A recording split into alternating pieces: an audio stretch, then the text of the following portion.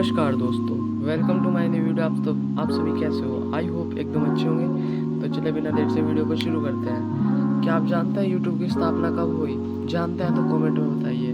तो चलिए वीडियो को शुरू करते हैं। YouTube की स्थापना 14 फरवरी 2005 को चार्ड हले, स्टीव चैन और जावेद करीम ने की थी। ये तीनों पहले पेपैल के कर्मचारी थे।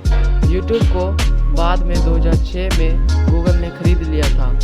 तो अभी हिलाल में गूगल ही YouTube का मालिक है। तो कैसी लगी जानकारी जरूर कमेंट में बताइए और वीडियो को लाइक, कमेंट और सब्सक्राइब कर दें। फिर मिलेंगे नेक्स्ट वीडियो में। धन्यवाद।